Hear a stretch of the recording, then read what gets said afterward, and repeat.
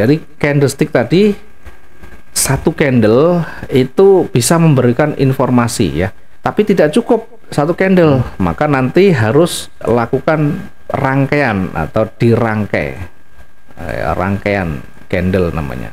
Dalam rangkaian candle nanti akan membentuk satu baris ya, satu baris. Oke. Nah, dari baris itulah nanti akan ketemu tren naik, tren up, tren turun, tren down, atau sideways ya, atau sideways. Jadi kalau satu candle tidak bisa, satu candle itu minimal hanya untuk informasi awal. Nah, untuk mengetahui arah yang utama, kecenderungannya kemana, trennya kemana, maka harus ada rangkaian candle, candle yang terkumpul berjajar begitu ya, sehingga membentuk satu baris. Namanya baris itu berjajar ya. Apakah berjajarnya ke atas, atau ke bawah? Kalau ke atas berarti tren naik, kalau ke bawah berarti tren turun ya. Itu namanya baris candle ya. Jadi kalau baris naik itu seperti ini naik.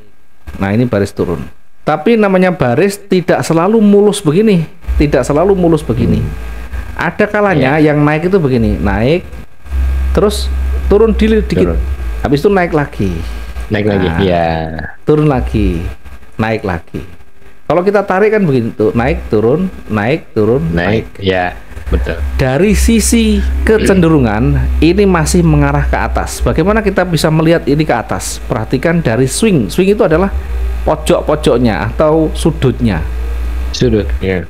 Sudut yang atas itu menuju ke atas atau meninggi.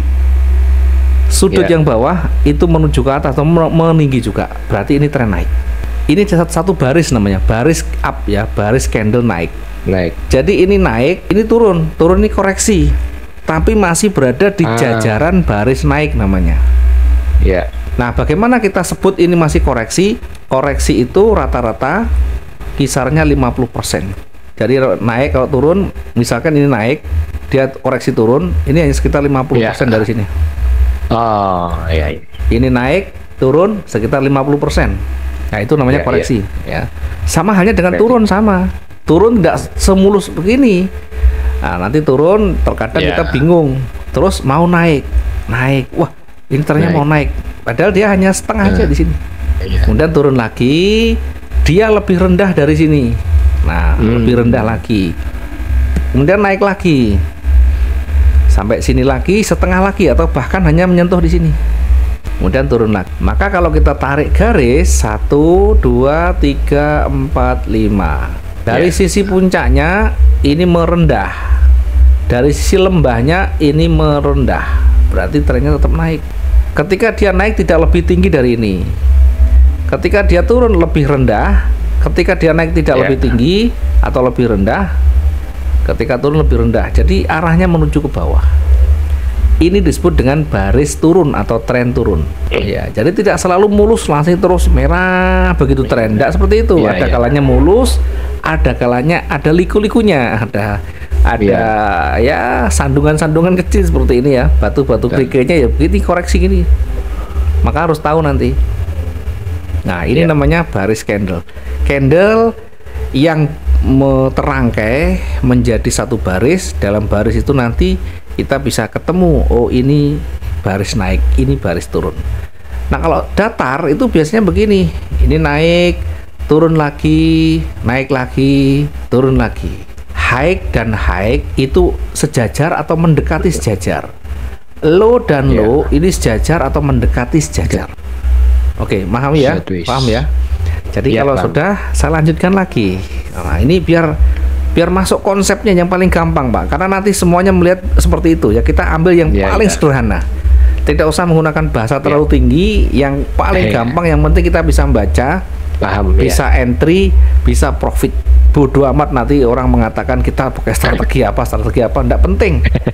Yang penting kita bisa tahu kapan kita menentukan posisi buy dan sell dan berakhir dengan profit. Itu aja sudah. Kita bukan pengamat, ya, bukan analis. Kita cukup mencari tahu peluang yang ada di sana, bisa taking profit masuk kantong, itu aja sudah. Tidak penting ya dengan terlalu glamor bahasanya, tidak perlu ya. Cukup yang kita pahami, kemudian kita terapkan bisa menghasilkan. Itu sudah lebih dari cukup, Pak. Nah, kalau sudah kita ketemu dengan candle-nya, kalau kita sudah bahas tadi candle, pertama sudah candle, yang kedua ini baru kita membahas area penting namanya. Namanya penting, maka nanti ini harus banyak latihan, harus banyak dicoba dan banyak memahami karena penting. Nah, area penting itu apa saja? Versi yang kita buat itu ada namanya support resistant, ada namanya retracement, ada namanya range. Support resistant ini untuk sama-sama menguji kekuatan pergerakan ya. Support ini menguji dari seller ya. Ini menguji seller.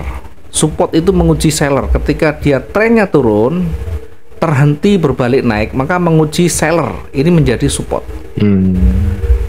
Resisten itu menguji buyer. Sampai di mana kekuatan buyer. Kalau di sana di sini ada resisten, maka buyer ini bisa kembali memantul kalau dia tidak bisa break di sana. Jadi diuji di sini. Dia bisa memantul kembali. Ini resisten. Jadi nanti menentukan support resisten bagaimana, di sumbu atau body, di belakang berapa candle, berapa lama ya, tidak usah berapa lama, berapa candle, sumbu atau body, dua-duanya bisa. Jadi misalnya begini, nanti yang terbaru kita cari yang kecenderungannya lebih dominan. Dia naik, kita cari yang di sini. Dia turun, kita cari yang rendah di sini. Itu aja sudah. Nah, prakteknya seperti apa? Contohnya begini ya. Saya contohkan untuk mencari support dan resisten ya, biar nanti juga bisa dibandingkan ya, kita bisa banyak nanti lakukan supaya kita gampang untuk menentukan nanti ya. Kita coba gunakan yang di H1 dulu ya.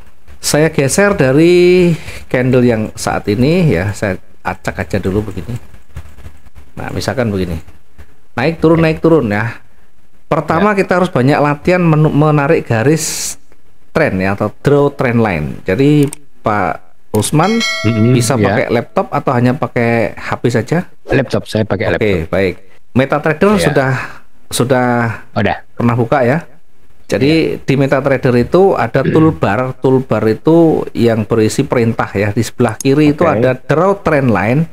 Draw trend line itu menarik garis miring, garis trend. Nah, biasanya bawaannya itu kan terlalu panjang begini ya. Nah, bawaannya terlalu panjang. Misalnya kita nanti menemukan seperti ini, mau narik ke atas. Nah, ini kan tidak bisa potong, panjang sekali misalnya. Maka cukup klik 2 kali. Kemudian di titiknya itu ada titik di tengah, titik sebelah bawah dan atas ya. Klik kanan saja di situ sampai muncul trend line properties. Nah, di situ nanti cari namanya parameter ya. Di parameter itu ada ray yang dicentang, itu dihilangkan.